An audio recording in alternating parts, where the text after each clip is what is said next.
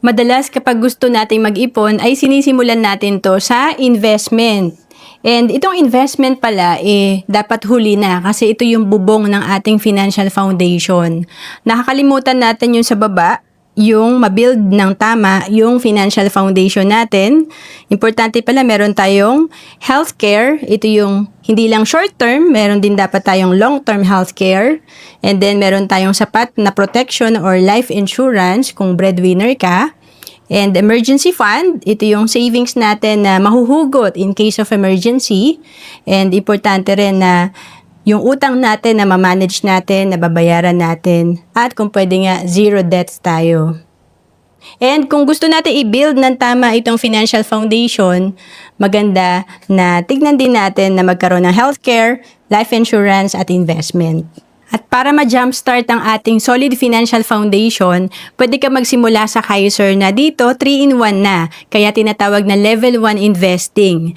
Dito meron ka ng healthcare, life insurance at investment.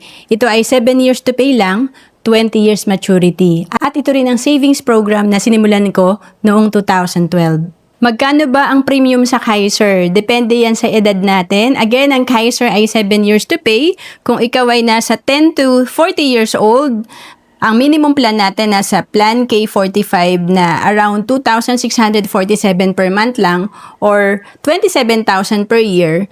And dahil 7 years to pay ang Kaiser, ang total na contract price natin or total investment, halimbawa, nasa 185,288.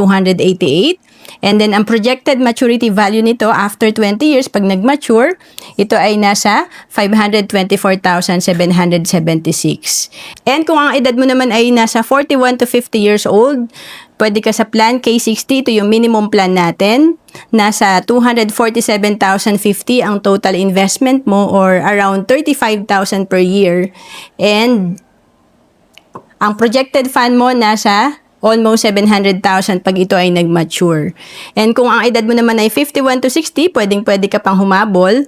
Ang minimum plan natin ay Plan K75 na around 45,000 per year or 4,500 per month. And ang total investment natin nasa 308,813. Again, 7 years to pay lang at pwede ring one-time payment. And ang projected fund mo after 20 years nasa 874,626. After 20 years, good as cash na ang ating fund dito sa Kaiser. At kapag hindi pa natin kinuha ang ating fund sa Kaiser, patuloy pa rin mag-grow ang investment natin at may healthcare pa rin tayo. Kaya pwede natin magamit to sa ating retirement. And to know more about Kaiser, message mo lang ako sa Facebook, Roan Celis Capistrano, or email me at roan.capistrano@gmail.com.